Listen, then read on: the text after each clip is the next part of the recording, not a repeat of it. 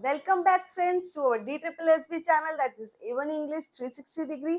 आज मैं साहिबा वीक फिर आपके लिए लेके आई हूँ पीजीटी एंड पीजीटी इंग्लिश की टेस्ट सीरीज। तो आज है मेरा लेक्चर टीएस इलियट पे। प्रीवियस ईयर के सारे क्वेश्चंस हम आज डिस्कस करेंगे एंड टीएस इलियट का ये है लेक्चर नंबर 1। सो चलते हैं अपने क्वेश्चंस की तरफ। Question 1. T.S. Eliot was born in which year? So T.S. Eliot was born in year 1888 and he died in year 1965.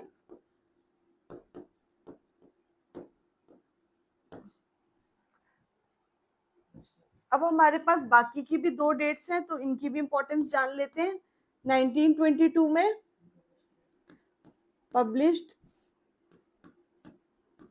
an important work that is Wasteland,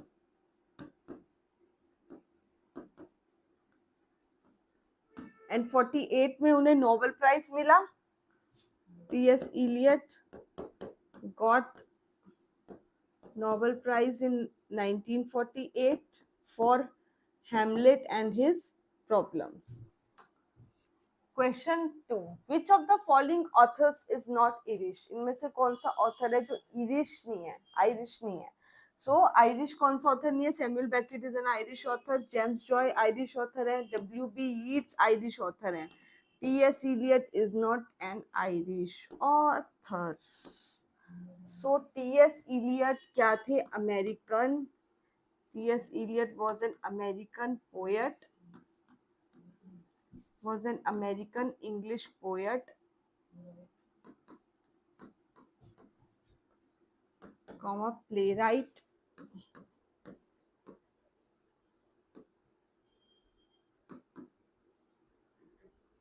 critic,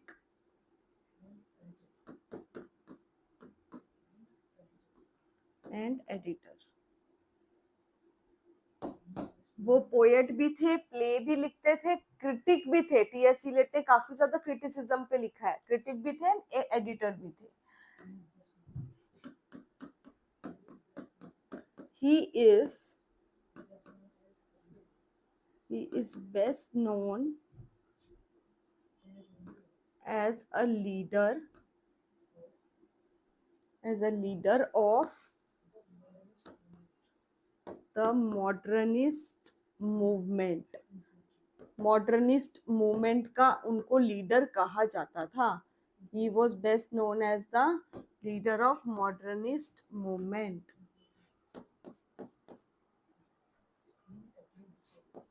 He acclaimed himself.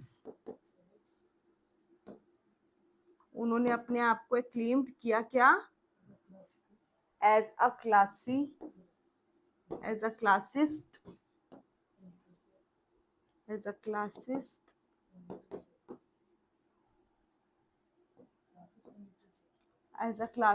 in literature, a royalist in politics,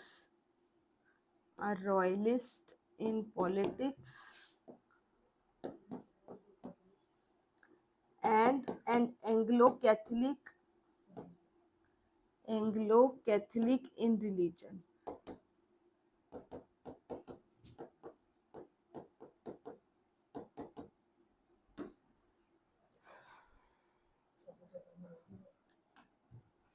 Question 3. The line and the dead tree given no shelter. क्या मरा हुआ पेड़ कभी कोई छाया दे सकता है? The crickets no relief. Crickets कोई relief नहीं दे रहे. Appears in which of the works of T.S. Eliot?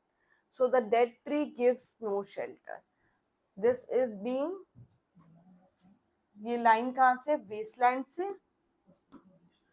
And Westland के फर्स्ट सेक्शन से है. वेस्टलैंड के फर्स्ट सेक्शन से,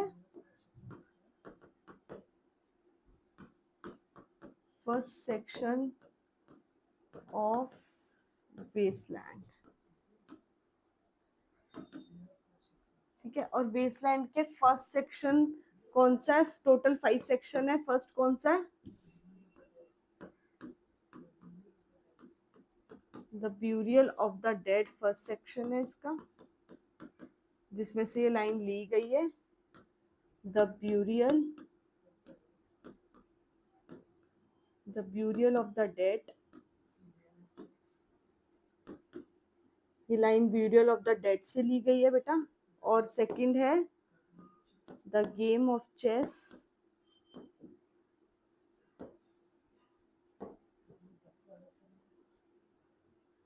थर्ड है the fire Sarman,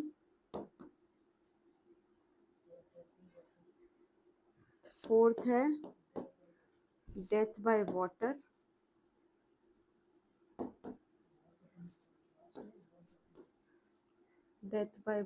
and last है what the thunder said,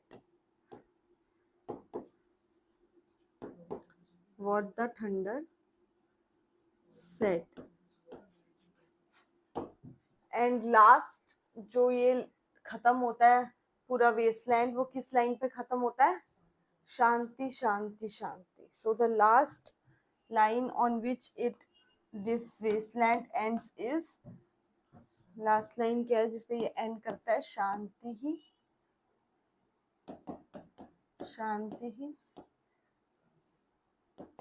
and शांति ही।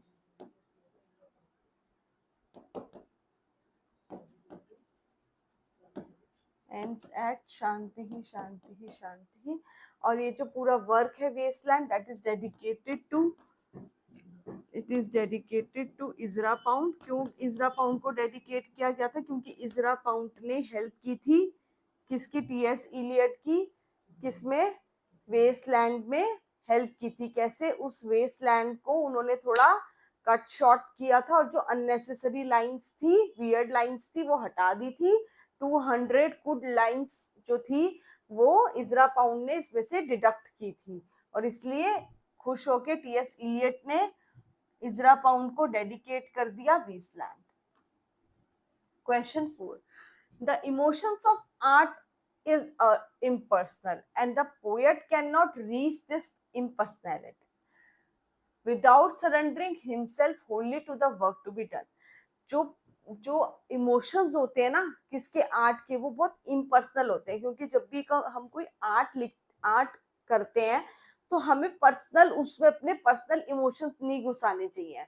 जैसे कि थिएटर लिखते हैं, कोई प्ले लिखते हैं, उसमें अपने पर्सनल लाइफ को नहीं घुसाना चाहिए। जैसे एक पोएट को क्या करना चाहिए?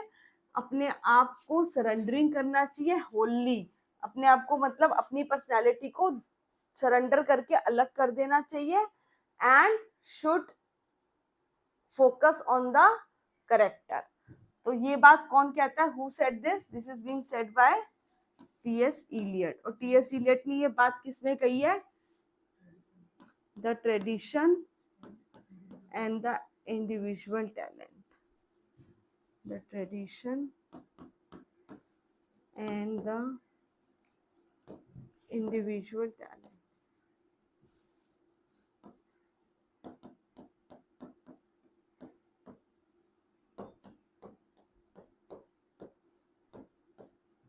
ओके, नेक्स्ट है the mind of the poet is the shred of platinum. Who has made the above statement? जो एक पोएट का माइंड है वो एक श्रेड होता है प्लेटिनम का।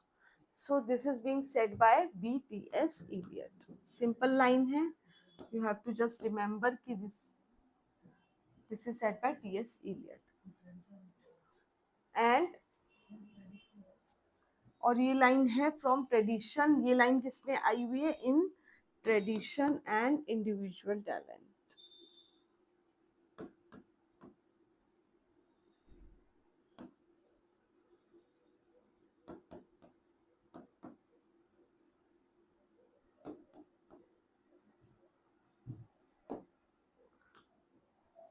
Question 6, the progress of an artist is a continual self sacrifice।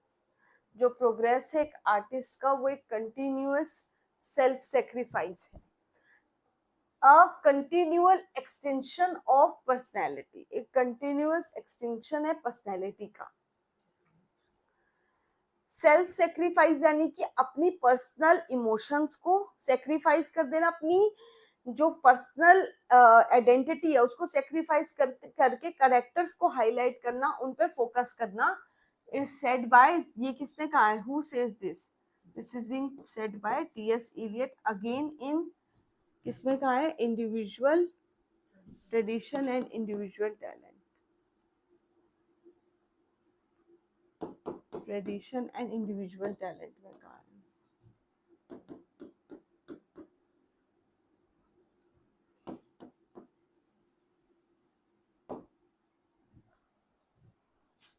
Eliot wrote Ash Wednesday a few years after his conversion to Christian denomination.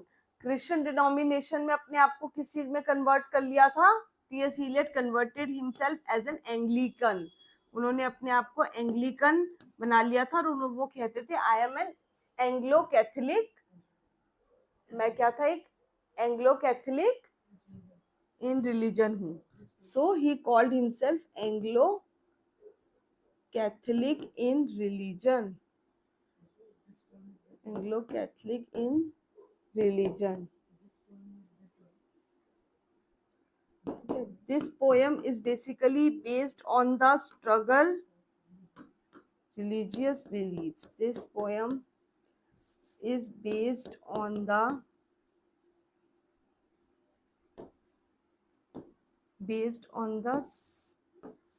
struggles of religious beliefs.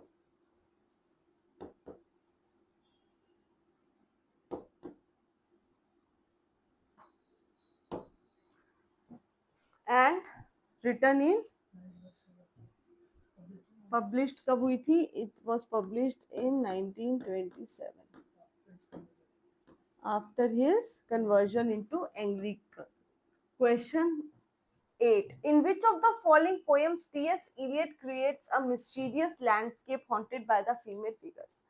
कौन सा ऐसा work है जिसमें mysterious सा एक landscape होता है और उसमें जो भी डायने चुड़ैले, जो भी फीमेल फिगर्स, क्या कहते हैं, हॉन्टेड फिगर्स होती हैं, वो होती हैं फीमेल्स.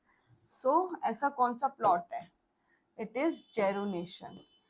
अच्छा, एक जेरोनशन में बेटा, जेरोन जो वर्ड है it is for the old people. Geron एक रूट वर्ड है, जहां भी जेरोन आए समझ लेना it is for the old people. And this work,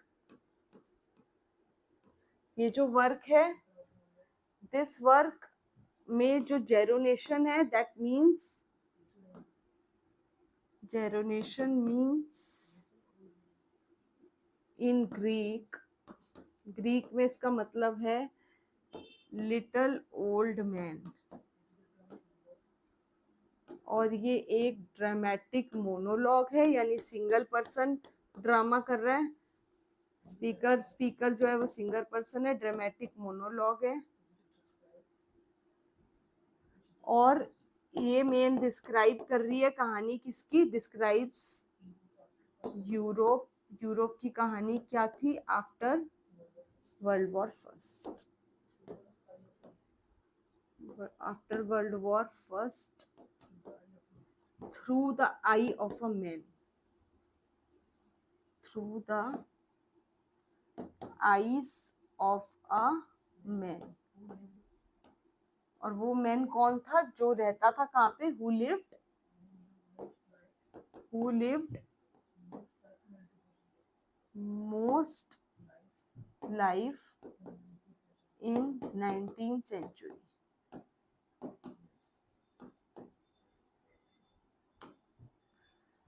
Question 9. Where was Eliot's love song of J. Alfred Prufrock first published? कौन सा था, कब पब्लिश्ड हुआ था love song of J Alfred Prufrock? किसका? टीएस इलियट का. बेटा ये मैं पूरा सॉन्ग आपको पढ़ाऊंगी डिटेल में in my theory. So theory classes में सब बच्चे जरूर प्रेजेंट हो. मैं अपनी थ्योरी क्लासेस में इसको डीप में पढ़ाऊंगी. Where was Eliot's the love song of J Alfred Prufrock first published? ये पब्लिश हुआ था पोएट्री मैगजीन में इन 1915.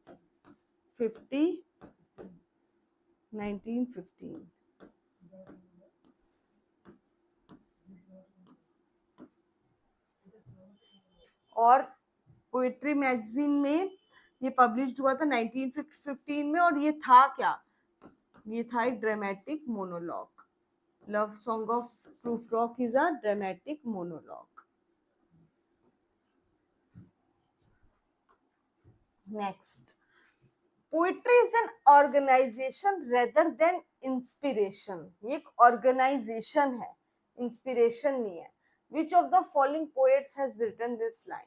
एक्चुअली में जो हमारा माइंड है, it is like a jar full of emotions, thoughts, but poetry क्या करती है, उन थॉट्स को, इमोशंस को, सबको ऑर्गेनाइज कर देती है पैराग्राफ्स में, राइमिंग में, स्टैंजाज में, और इमोशंस को एक तरीके से ऑर्गेनाइज कर देती है। तो इसीलिए हमारा माइंड जो एक जार है थिंकिंग का, इमोशंस का, थॉट्स का, उसको पोएट्री ऑर्गेनाइज कर देती है, इसलिए इसको ऑर्गेनाइजेशन कहा गया है। It is an organisation, so it is said by TS Eliot. Not a turning loose of emotions but an escape from emotions. It is not the expression of personality but an escape from the personality. यानी कि अपनी जो personal एक individual personality है उससे escape करना ही poetry है। क्योंकि अगर हम पोएट्री में इमेजिनेशन करते हैं और हम थॉट एब्स्ट्रैक्ट थॉट्स करते हैं, बट हम अपनी पर्सनल लाइफ को, अपनी इंडिविजुअल लाइफ को दूर रखते हैं। So it is being said by TS Eliot. और किस में कहा गया है? ट्रेडिशन एंड इंडिविजुअल टैलेंट में। टीएस इलियट ने ये कहा है किस वर्क में? ट्रेडिशन एंड, ज्यादातर पोइट्री को लेके बातें उन्होंने इसी में ही कही हैं, ट्रेडिशन एंड इंडिविजुअल टैलेंट में। Tradition and individual talent. और ये पब्लिश्ड कब हुआ है? It is being published in 1919. Published in 1919. 1919 में published हुआ। Question 12. With which of the following essay, कौन सा ऐसा essay है जिसमें T.S. Eliot coined the term objective correlativeness? ये टर्म, ये थ्योरी जो है ऑब्जेक्टिव कोरिलेटिवनेस की, वो इनमें से किस ऐसे में आई है? So it came in the ऐसे, किस ऐसे में आई है? हेमलेट एंड हिज प्रॉब्लम्स में आई है।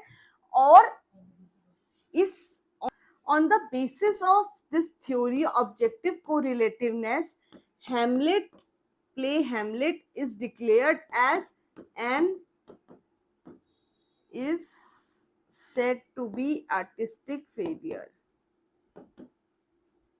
हेमलेट प्ले को क्या कहा गया है? आर्टिस्टिक फेलियर कहा गया है। ठीक है। एंड मैकबेथ को इसी थ्योरी के आधार पे मैकबेथ को कहा गया है, Macbeth is a artistic success, is an artistic success.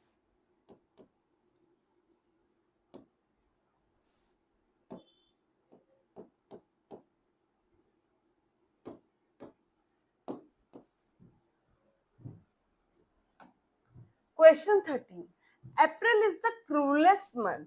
अप्रैल जो है एक क्रूलेस्ट मंथ है। Breeding lilacs out of the dead land mixing the memory and desire stirring dull roots with spring rain.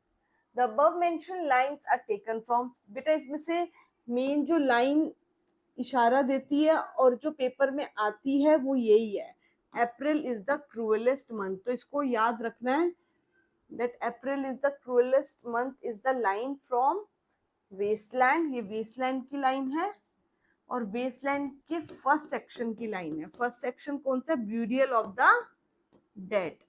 The first section is, first section कौन सा? Burial of the Dead। Burial of the Dead की लाइन है ये। And in these lines, in lines में the author shows, in these lines author shows the mental and emotional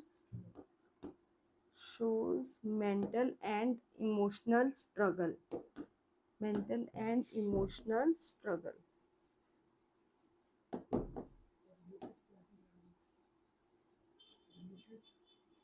Re- related related to painful memories. Related to painful memories. Question 14. Eliot made great use of dash in his poetry. Eliot ने किस चीज का सबसे ज्यादा use किया है अपनी poetry के अंदर? ब्लैंक वर्स का, फ्री वर्स का, हीरोइक कपलेट का, राइम रॉयल का. So TS Eliot use free verse. उन्होंने फ्री वर्स का सबसे ज्यादा यूज किया है. Free verse. And free verse होता क्या है सबसे पहले ये समझ लेते हैं. So free verse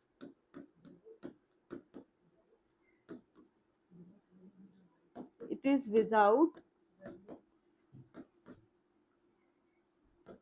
it is without the regular, it is without regular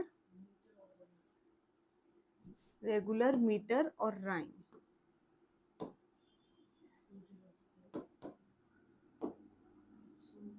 और रेगुलर मीटर और राइम ना होने की वजह से इसको क्या कहते हैं? So it is also called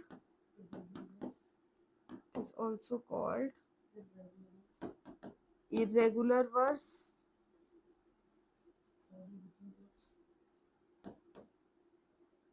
polyrhythmic verse,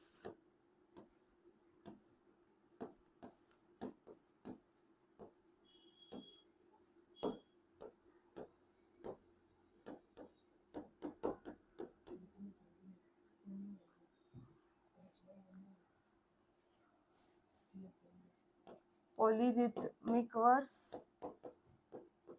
उसके बाद वर्स लिब्रा.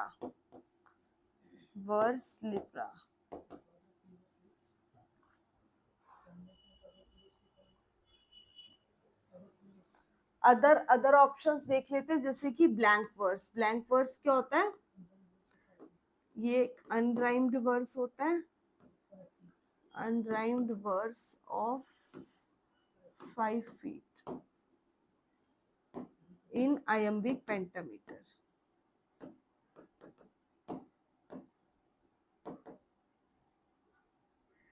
ठीक है. उसके बाद हीरोइक कपलेट होता है 2 लाइन स्टेंजा में. 2 लाइन स्टेंजाज होते हैं इन iambic pentameter. Rhyme royal 7 line stanza. 7 line stanza होता है राइम रॉयल. और इसे किसे इंट्रोड्यूस किया था? Introduced by Chaucer.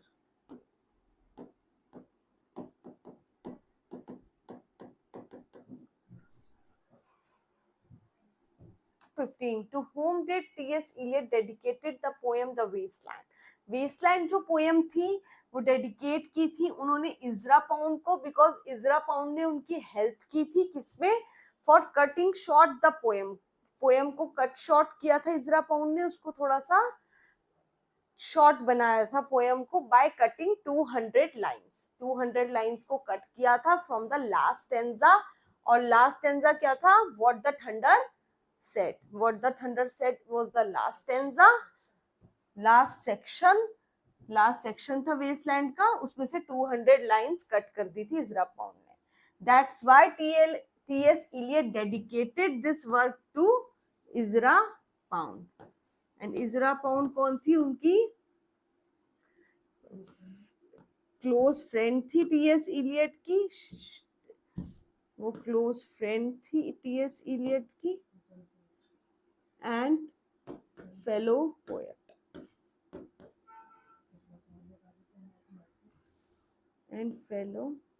था.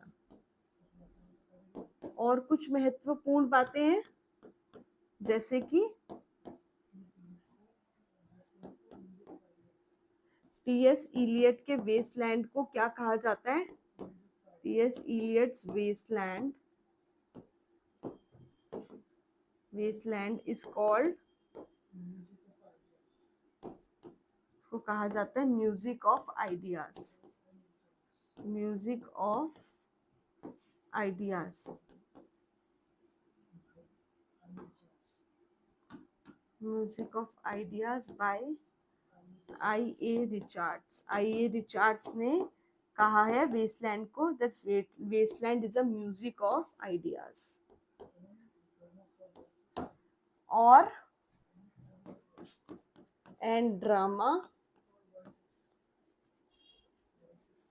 ड्रामा फॉर वॉइसेस, इसको कहा गया है drama for voices by Ted Hughes. Ted Hughes ने इसको कहा है वेस्टलैंड को, that Wasteland is a drama of the voices.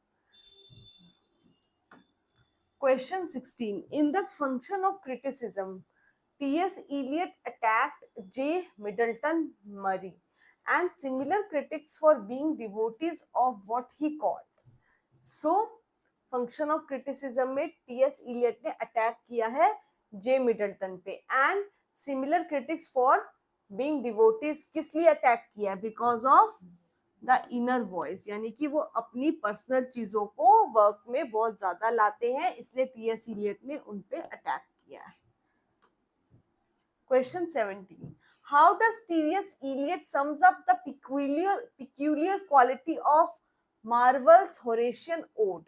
कैसे टी.एस. इलियट सम अप करते हैं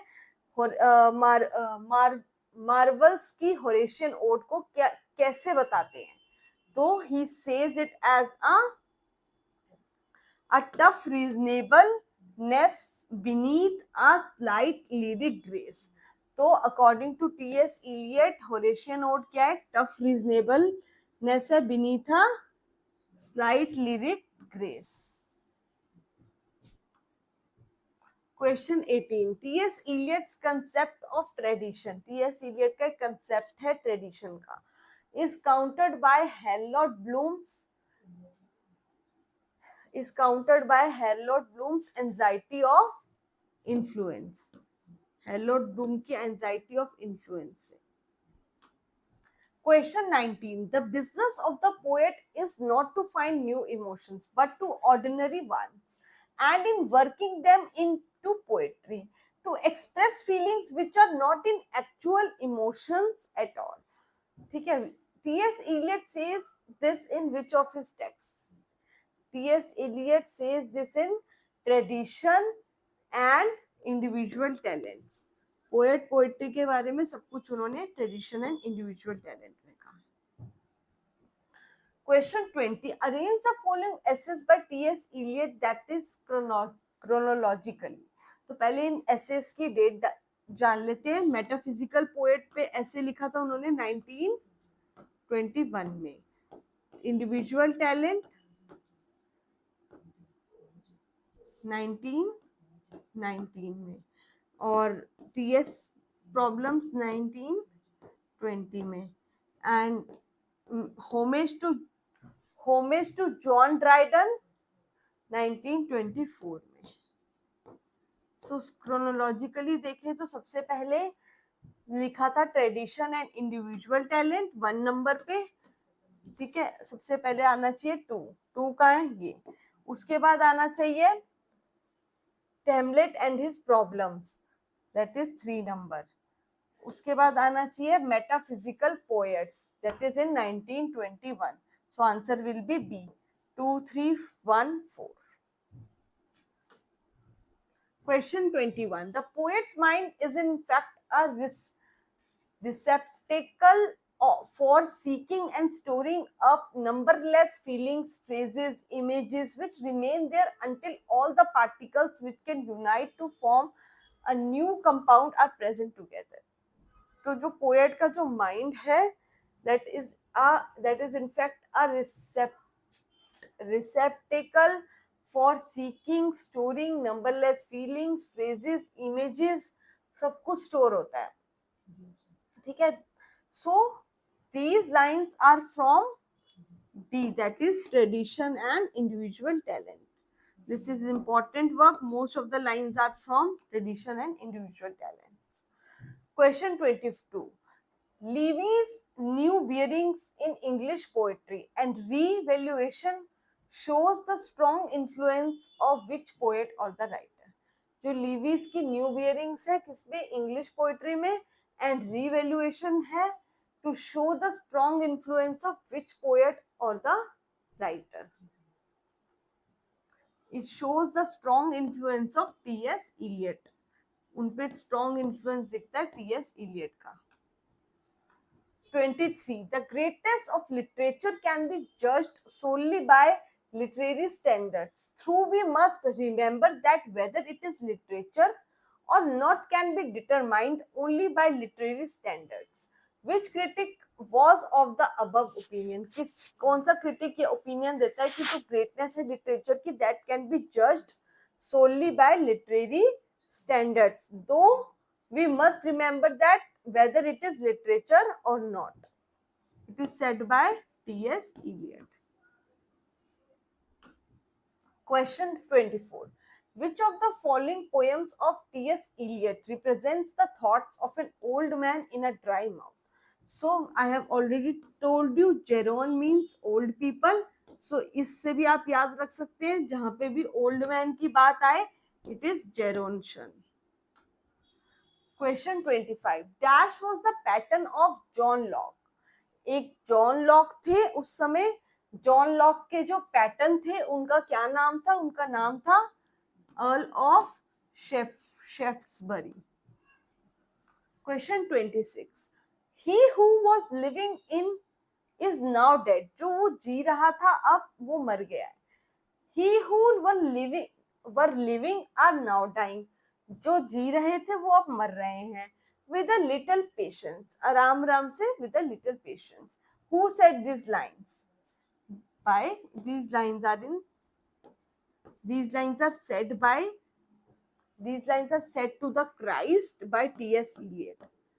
T.S. Eliot ने ये लाइन्स कही हैं किसके बारे में? For Christ.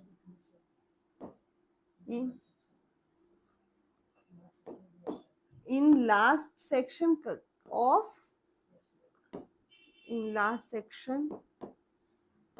किसका लास्ट सेक्शन था? वेस्टलैंड का. उसमें ये बात कही है और उस लास्ट सेक्शन का नाम था what the thunder said.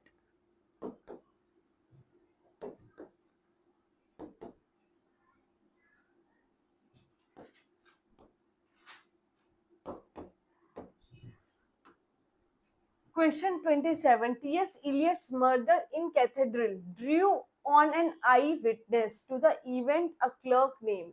So जो T.S. Eliot का murder in Cathedral था, ये ड्रू करता है एक आई विटनेस होता है जो ये मर्डर देखता है, and he was a clerk. वो एक क्लर्क होता है जिसका क्या नाम होता है? Edward grim. क्लर्क का नाम होता है एडवर्ड ग्रीम. और ये जो मर्डर इन कैथेड्रल है, ये स्टोरी क्या बताता है? The assassination of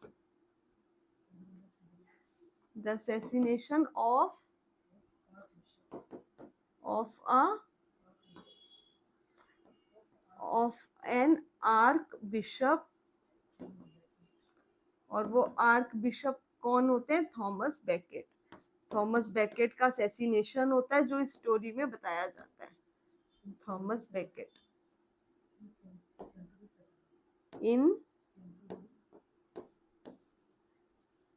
in Canterbury Cathedral.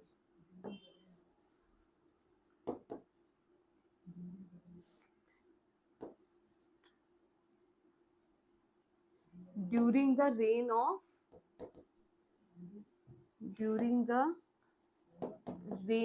Henry II.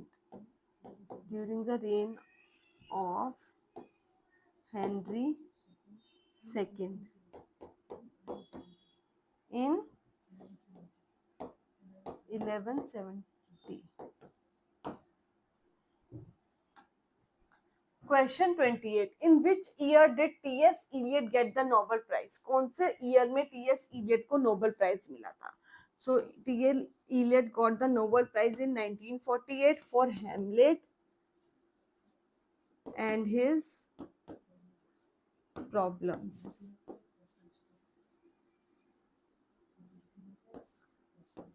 और 1922 में क्या है, वेस्टलैंड पब्लिश्ड हुई थी, इनकी इम्पोर्टेंट वर्क वेस्टलैंड पब्लिश्ड। 15 में the love story of Alfred Prufrock, the love song of J Alfred Prufrock. 1965 में इनकी डेथ हुई थी।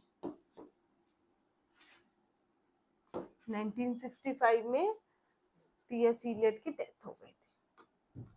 Question 29, in which year was the poem Gerontion published? Gerontion जो पोएम है ये कब पब्लिश हुई थी, कौन से ईयर में? इन 1920 में। 1920 में ये पोएम पब्लिश्ड हुई थी। Question 30, in how many parts is wasteland divided? Wasteland कितने पार्ट्स में डिवाइडेड है? It is divided into 5 parts और already I have discussed the all the 5 sections of wasteland. So this is all for today. You can join me on A1 English 360 degree.